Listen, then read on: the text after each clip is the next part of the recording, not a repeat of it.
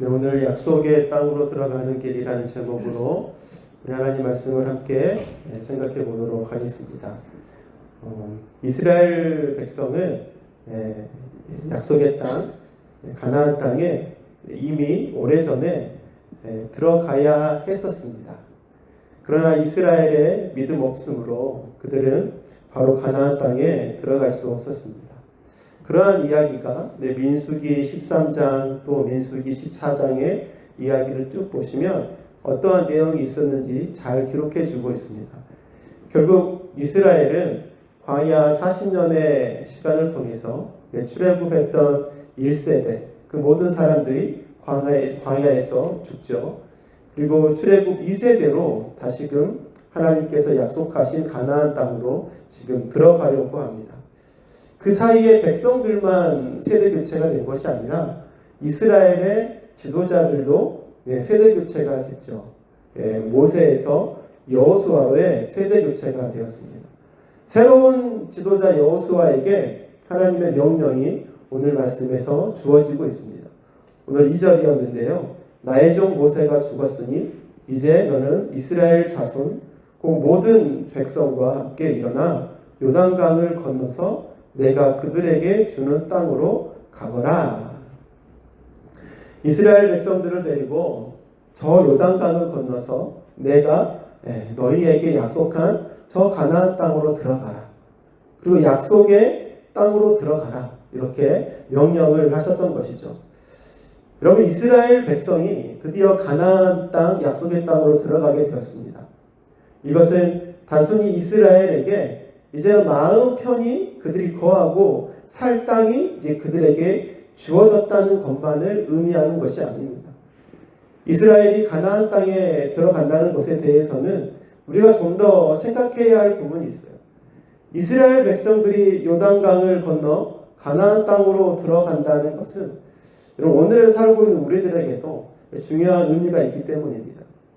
바로 가나안 땅에 들어가서 가나안 땅을 정복하는 일은 하나님의 다스림을 받지 않는 땅, 하나님의 다스림을 받지 않았던 영역을 하나님의 다스림을 받는 영역으로, 즉 하나님이 다스리시는 하나님 나라로 만드는 것을 의미하기 때문이에요.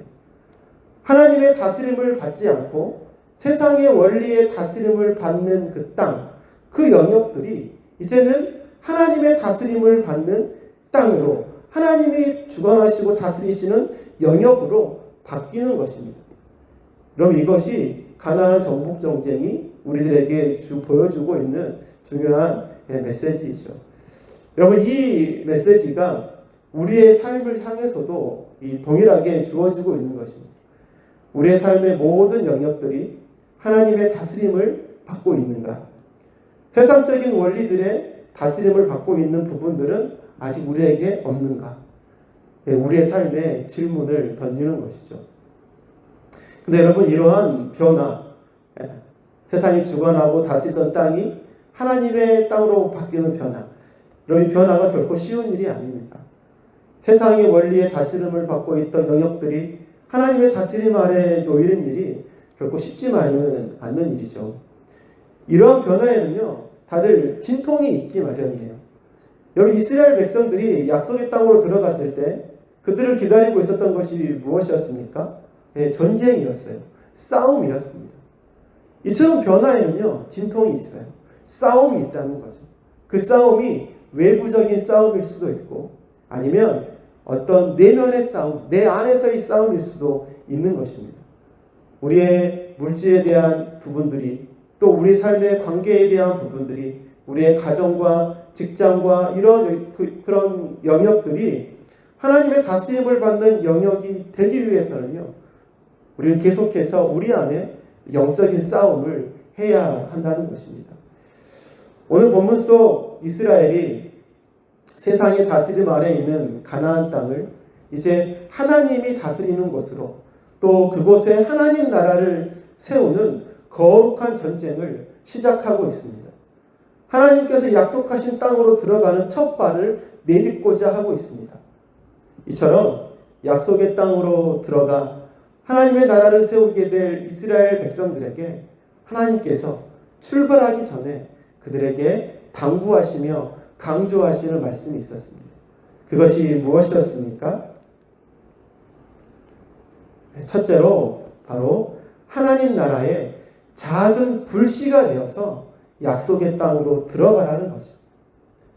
7절 말씀에 이렇게 되어 있습니다. 오직 너는 크게 용기를 내어서 나의 종 모세가 너에게 지시한 모든 율법을 다 지키고 오른쪽으로나 왼쪽으로나 치우치지 않도록 하여라. 그러면 내가 어디를 가든지 성공할 것이다. 가나안 땅으로 들어가 그곳을 하나님 나라로 만들어 갈 그 여호수아와 이스라엘 백성들에게 하나님께서 당부하십니다. 그것도 오직 너는 크게 용기를 내라 말씀하시면서 당부하고 계세요. 하나님께서 모세를 통해서 그들에게 주셨던 하나님의 율법, 여호와의 말씀을 철저히 지키라는 것이죠.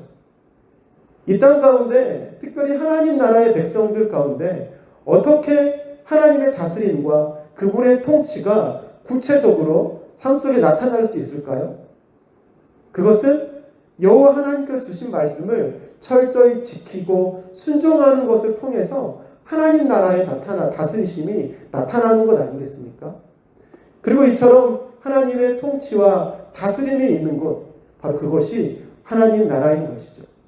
하나님은 여호수아와 이스라엘 백성들이 하나님의 통치와 다스림을 받는 바로 온전한 하나님 나라가 되어서 작은 하나님 나라의 불씨가 되어서 가나안 땅으로 들어갈 것을 말씀하고 있습니다. 여러분, 예전에 전도를 위해서 모임 자리에서 종종 불렀던 찬양이 있습니다. 아마 다들 아실 찬양이라고 생각됩니다. 작은 불꽃 하나가. 아시죠? 작은 불꽃 하나가. 가사가 이렇습니다. 작은 불꽃 하나가 큰 불을 일으키어 곧 주위 사람들 그 불에 못 녹이듯이 주님의 사랑이 같이 한번 경험하면 그의 사랑 모두에게 전하고 싶으리. 이런 찬양이죠. 처음에 시작하는 가사가 무엇이었습니까? 작은 불꽃 하나가 큰 불을 일으킨다. 너무 멋진 가사이지 않습니까? 이 작은 불꽃이 진정한 불꽃이라면 불꽃 모양 말고요. 진정한 불꽃, 주위를 태울 수 있는 열을 가진 진짜 불꽃이라면 그 작은 불꽃이 큰 불을 일으킨다는 것이죠. 여러분, 이와 같습니다. 가나안 땅, 약속의 땅이 하나님 나라로 세워지는 것, 하루아침에 온 땅이 뒤집어지는 것이 아니라 진짜 하나님 나라, 하나님 나라의 진정한 통치와 다스림이 있는 그 하나님 나라의 작은 불꽃이 가나안 땅에 들어갈 때 그 땅이 조금씩 바뀌게 되는 것이죠. 작은 불꽃이 큰 불을 일으키듯 온 가나안 땅이 하나님의 다스림을 받는 하나님 나라로 세워질 것이기 때문입니다. 그렇기 때문에 이스라엘은 먼저 진정한 하나님 나라, 작은 하나님 나라의 진정한 불꽃이 되어야 했습니다. 그 불꽃이 되어서 약속의 땅으로 들어가라. 이것이 하나님의 당부였습니다. 여러분, 우리들의 믿음의 삶도 비슷하지 않습니까? 우리가 예수님을 믿었다고 해서 하루아침에 단번에 확 바뀌면 얼마나 좋아요. 근데 그렇지 않다는 걸 잘 알 수 있지 않습니까? 내 성격, 내 생각, 내 기질, 내 가치관, 예수님처럼 확 바뀌지 않습니다. 근데 그래도 내 안에 예수 그리스도의 복음의 씨앗이 있기에 또 내 안에 내 삶에 하나님의 통치와 하나님의 다스림이 있는 하나님 나라의 작은 불꽃이 내 안에 있기에 우리가 조금씩 그 삶이 변화되어져 가는 것 아닐까요? 중요한 것은 하나님 나라의 불꽃이 내 삶에 살아있느냐, 통치와 다스림이 있느냐, 내가 그 하나님의 다스림과 통치를 받고 있는 삶의 영역이 내 삶 속에 이루어지고 있느냐, 그럼 이게 중요한 것 아니겠습니까? 이 작은 불꽃이 우리의 삶에 큰 불을 일으킬 것이기 때문이에요. 아직은 하나님의 통치가 아닌 세상의 통치를 받고 있는 삶의 부분들이 여전히 존재할지라도 여러분 조금씩 하나님의 통치와 다스림 안에 놓이게 될 것입니다. 그렇게 우리의 삶의 모든 영역들이 하나님의 다스림을 받고 이 땅이 온전한 하나님 나라로 세워져 가는 것, 여러분 이것이 우리가 하나님 앞에서 살아가야 될 믿음의 모습이요, 믿음의 목표 지점이지 않을까요? 여러분, 이러한 믿음의 삶을 우리가 살아가는 우리가 되기를 소망합니다. 또한 약속의 땅으로 들어가서 하나님 나라를 세우게 될 여호수아와 또 이스라엘 백성들에게 하나님께서 당부하시는 말씀이 있었습니다. 그것이 무엇인가? 바로 칼과 창이 아니라 순종함으로 약속의 땅으로 들어가라는 것입니다. 8절 말씀입니다. 이 율법책의 말씀을 늘 읽고 밤낮으로 그것을 공부하여서 이 율법책이 쓰여진 대로 모든 것을 성실껏 실천하여라. 그리하면 네가 가는 길이 순조로울 것이며 네가 성공할 것이다. 이스라엘 백성들은 가나안 땅에 들어가면 그곳에 사는 이방 민족들과의 피할 수 없는 전쟁이 있다는 것을 알고 있었어요. 그럼 이런 상황 속에서도 하나님은 여호수아에게 전쟁에 대한 말씀을 한마디도 하시지 않습니다. 칼과 창과 무기와 우리가 싸워야 될 적들에 대한 말씀을 한마디도 하시지 않습니다. 오직 하나님께서 말씀하시는 것이 무엇입니까? 모세의 율법, 그 율법책에 기록된 말씀들을 열심히 공부하고 열심히 읽고 열심히 기록된 대로 실천해라, 순종하여라 라고 말씀하고 계시죠. 여러분, 가나안 땅은 칼과 창으로 정복해야 할 땅이 아니라 순종으로 정복해야 할 땅임을 보여주고 있는 것입니다. 이스라엘 백성들이 가나안 땅을 정복하는 것은 여러분, 하나님의 다스림을 받지 않는 영역들을 하나님의 다스림을 받는 땅으로, 즉 하나님 나라로 만드는 것을 의미하는 것이라고 이야기했어요. 여러분, 세상의 원리에 다스림을 받는 땅이 하나님의 영적인 원리의 다스림을 받는 땅으로 바뀌는 것입니다. 이런 거룩한 전쟁을 행함에 있어서 여러분, 무엇으로 싸우느냐, 어떠한 무기로 싸우느냐, 그리고 무엇을 의지하느냐, 이것 또한 매우 중요한 문제가 아닐 수 없습니다. 이러한 거룩한 전쟁을 행함에 있어서 여러분, 더 날카로운 칼과 더 강한 창을 의지한다면 여전히 세상적인 방법으로, 세상적인 원리로 하나님의 나라를 세우는 꼴이 되고 마는 것 아닙니까? 그래서 앞뒤가 안 맞잖아요. 좀 이상해지는 겁니다. 하나님의 나라는 하나님의 방법으로 세워져야 하지 않을까요? 그 하나님의 방법, 그것이 바로 순종이었습니다. 이스라엘은 약속의 땅에서 무엇으로 싸우는가? 순종으로 싸우는 것입니다. 순종의 무기를 들고, 순종의 방패를 들고, 순종으로 전진하는 싸움. 이것이 이스라엘이 감당해야 할 싸움이었습니다. 그리고 이것이 하나님께서 하나님 나라를 세우시기 위한 하나님의 방법이었죠. 이스라엘 백성들이 여러분, 가나안 땅에서 들어가서 싸웠던 첫 번째 성, 그 성이 어디입니까? 유명한 성, 바로 여리고 성이지 않습니까? 여리고 성이 여러분, 가나안 땅을 대표하는 성이었어요. 가장 강력한 성이고 가장 웅장한 성이었습니다. 그런데 이 성이 어떻게 무너졌습니까? 엄청난 칼, 강력한 무기 앞에 쓰러진 것이 아니었습니다. 이스라엘 순종함 앞에 이 성이 무너졌던 것이죠. 하루에 한 바퀴씩 계속 6일째 돌고 7일째는 7바퀴를 돌아요. 총 13바퀴를 돌고 모두 소리를 외쳤을 때 그 성이 와르르 무너졌습니다. 기적 같은 일이 일어났죠. 여러분, 칼과 창이 아니라 순종으로 여리고 성을 무너뜨렸던 거죠. 근데 여러분, 이 다음에 이어지는 전투를 확인해 보면 진짜 순종으로 싸워야 되는구나. 하나님 명확하게 말씀하세요.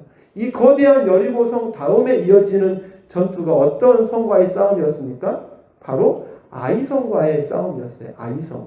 이 성은요, 이름처럼 되게 작은 성이었어요. 아이성.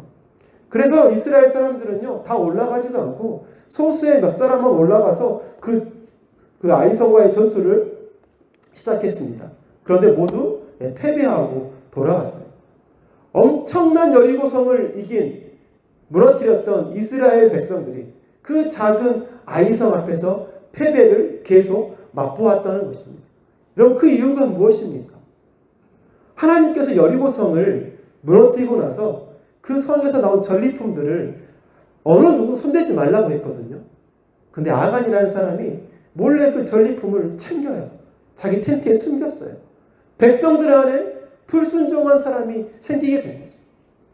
그래서 다음에 이어지는 아이성 전투에서 이스라엘 백성은 더 이상 승리할 수 없었던 거죠. 계속 패배했다는 거예요. 여러분, 하나님 나라를 세우는 거룩한 일을 하나님은 어떻게 이루어 가십니까? 바로 순종을 통해서 이루어 가셨습니다. 이것이 하나님의 방법이었어요. 그렇기에 약속의 땅으로 들어가고자 하는 이스라엘에게 하나님은 이 순종을 이야기하셨던 것이죠. 여러분, 우리도 자칫 우리의 삶 속에서 결과에만 집착하고 또 성공이라는 목표에만 집착하면 자칫 우리의 삶을 세상적인 원리들 앞에 우리의 삶을 노출시킬 위험이 있습니다. 어떻게 가든 서울로 가면 돼. 과정이야 상관없이 결과는 좋으면 돼. 여러분, 맞습니까? 이것이야말로 세상의 원리와 생각들이 우리의 삶을 지배하고 있는 모습이죠. 여러분, 우리의 삶은 하나님의 통치와 다스림을 받는 거룩한 하나님 나라임을 우리가 기억해야 합니다. 우리의 삶뿐만 아니라 우리의 가정도, 우리의 직장도, 우리의 삶의 현장들 모두가 하나님의 다스림을 받는 하나님의 나라가 되어야 될 곳임을 우리는 기억해야 합니다. 그렇기에 우리들은요, 세상의 방법이 아닌 하나님의 방법을 붙잡아야 합니다. 하나님의 방법을 의지해야 합니다. 그럴 때 온전한 하나님 나라가 세워지는 거죠. 그런 하나님의 방법이 무엇입니까? 우리에게 주신 여호와의 말씀을 온전히 의지하는 삶, 여호와의 말씀을 믿음으로 순종하는 삶, 이것이 우리에게 주신 하나님의 방법인 줄로 믿습니다. 언제나 하나님의 말씀에 순종함으로 우리의 삶이 하나님의 다스림을 받는 거룩한 하나님의 나라로 세워져 가는 우리들의 삶이 되기를 간절히 소망합니다. 우리 마지막으로 우리 하나님의 약속의 땅으로 들어가서 하나님의 나라를 세우게 될 여호수아와 이스라엘 백성들에게 하나님께서 당부하신 말씀이 무엇입니까? 세 번째로 바로 내일을 염려하지 말고 약속의 땅으로 들어가라는 것입니다. 우리 9절 말씀인데요. 내가 너에게 굳세고 용감하라고 명하지 않았느냐? 너는 두려워하거나 낙담하지 말아라. 네가 어디로 가든지 나의 주 나 하나님이 함께 있겠다. 여러분, 가나안 땅으로 들어가서 여호수아와 이스라엘 백성들에게 가나안 땅 곧 들어갈 이스라엘 백성들에게 지금까지 하나님은 너희들이 하나님 나라의 작은 불씨가 되어서 또 순종함으로 그 땅에 들어가라 말씀하셨습니다. 그리고 오늘 본문 마지막 절인 9절에서는 무엇을 약속하고 계세요? 두려워하거나 낙담하지 말아라. 네가 어디로 가든지 나의 주 나 하나님이 함께 있겠다. 여러분, 이렇게 약속해 주고 계신 거죠. 여러분, 이게 무슨 말씀이에요? 칼과 창이 아닌 순종함으로 그 땅에 들어가도 걱정하지 말아라. 내일 일을 염려하지 말아라. 순종함으로 전진하면 그 뒷일은 걱정하지 않아도 된다. 내가 다 알아서 처리하겠다. 이렇게 말씀해 주고 계신 거죠. 약속의 땅으로 들어가는 이스라엘 백성들에게 내일 일을 염려하지 말고 전진해라. 이렇게 말씀하고 계신 것입니다. 여러분, 왜 내일 일을 염려할 필요가 없습니까? 이 전쟁에는요, 분명한 역할 분담이 있기 때문이에요. 이스라엘 백성들의 역할은 무엇입니까? 오직 한 가지였어요. 하나님의 말씀에 잘 순종하는 것입니다. 간단하죠? 참 쉽죠? 하나거든요. 하나님께서 가라고 하면 가고, 하나님께서 하지 말라고 하면 안 하면 되고, 하나님께서 꼭 이렇게 하라고 하시면 그대로 하면 됩니다. 이것이 백성들의 역할이었죠. 참 쉽습니다. 시키는 대로, 말씀하신 대로 순종하면 됩니다. 그런데 하나님의 역할은 참 많아요. 하나님은 명령하세요. 오늘 본문에서도 여호수아 하나님께서 부르셨잖아요. 그리고 요단강을 건너서 내가 그들에게 주는 땅으로 가거라 이렇게 명령하셨어요. 그리고 여호수아에게 언제나 내가 너와 동행하면서 너희들 대적들로부터 내가 너를 항상 이기도록 해줄게. 항상 성공할 수 있을 거야. 승리할 거야. 이렇게 약속해 주셨어요. 여러 가지 참 많죠. 그럼 결국 이 전쟁을 시작하신 분이 누구라는 걸 우리가 또 알 수 있습니까? 여호수아에게 승리와 성공을 해주신 분이 누구임을 또 우리가 알 수 있습니까? 예, 다 하나님이세요. 하나님이 시작하게 하셨고 하나님께서 승리와 성공을 보장해주고 계세요. 이 전쟁은 하나님께서 앞서서 이루어 가시는 전쟁이기에 여러분 그 결과도 하나님께서 책임지시는 전쟁입니다. 그렇기에 이스라엘 백성들은요 내일 일을 전혀 염려할 필요가 없는 것이죠. 하나님께서 주관하시고 다스리시는 전쟁이기 때문에 결과를 걱정할 필요가 없는 것입니다. 여호수아 5장 13절, 14절 전반절에 보면 이런 말씀이 있습니다. 여호수아가 여리고에 가까이 갔을 때에 눈을 들어보니 어떤 사람이 손에 칼을 빼들고 자기 앞에 서 있더라. 여호수아 앞에 서 있는 거예요. 먼저 그 땅 앞에서. 여호수아가 그에게 다가가서 물었다. 너는 우리 편입니까? 원수 편입니까? 그가 대답하였다. 아니다. 나는 주님의 군사령관으로 여기에 왔다. 여호수아보다 먼저 전쟁터에 도착해서 여호수아보다 앞서서 있는 사람이 누구입니까? 주님의 군사령관이었습니다. 여러분 이게 무슨 의미인가요? 이 전쟁은 하나님께서 앞서 가시며 싸우는 전쟁이라는 거죠. 그렇기에 약속의 땅으로 들어가는 그 길을 두려워할 필요가 없다는 것을 말씀해 주고 있는 것 아니겠습니까? 그 순종함으로 들어가는 그 길을 염려할 필요가 없음을 이야기해 주고 있는 것이죠. 여러분 하나님 앞에 믿음으로 살아가는 우리들이 늘 주의해야 할 것이 무엇입니까? 걱정, 염려 이 두 가지를 우리가 주의해야 합니다. 아직 일어나지도 않은 수많은 일들을 생각하면서 걱정하고 염려하는 것이죠. 이렇게 되면 어쩌지, 저렇게 되면 어쩌지, 이렇게 되면 어쩌지. 되게 다양하죠. 여러 가지 염려를 하는 것이죠. 그런데 하나님께서 우리들에게 바라시는 삶의 모습은 다른 것이 아닙니다. 하나님을 신뢰하는 것이죠. 내일 일을 염려하지 말고 하나님을 신뢰하는 것. 그 신뢰함 안에서 자유와 평안을 누리는 삶. 이것이 믿는 자에게 주신 하나님의 큰 선물이 아닐까요? 하나님의 다스림을 받는 하나님 나라의 삶을 하나님께서 주시는 평안과 기쁨을 누리는 삶인 것입니다. 염려하는 삶이 아니라 전쟁터로 나가는 중에서도 내일 일을 염려하지 않는 믿음. 혹 전쟁터 한가운데 있을지라도 내일 일을 염려하지 않는 믿음. 여러분 그 믿음이 우리의 믿음이 되어야 될 줄로 믿습니다. 이처럼 하나님의 다스림 속에서 하나님 나라의 백성된 삶을 누리며 살아가는 우리 모두가 되기를 소망합니다. 말씀을 맺겠습니다. 약속의 땅으로 들어가는 길은 하나님 나라의 확장이라는 중요한 사명을 가지고 들어가는 길이었습니다. 그리고 그 길은 전쟁이라는 어려운 난관이 기다리고 있는 길이었습니다. 이러한 길을 가게 될 백성들에게 하나님께서 당부하고 계시죠. 하나님 나라의 작은 불씨가 되어서 순종함으로 내일 일을 염려하지 말고 그 땅으로 들어가라 말씀하셨습니다. 우리들도 이 말씀을 잘 기억하면서 우리의 삶과 또 가정과 직장과 사업장을 하나님의 다스림을 받는 하나님의 나라로 아름답게 세워가시는 저와 여러분들의 삶이 되시기를 간절히 소망합니다.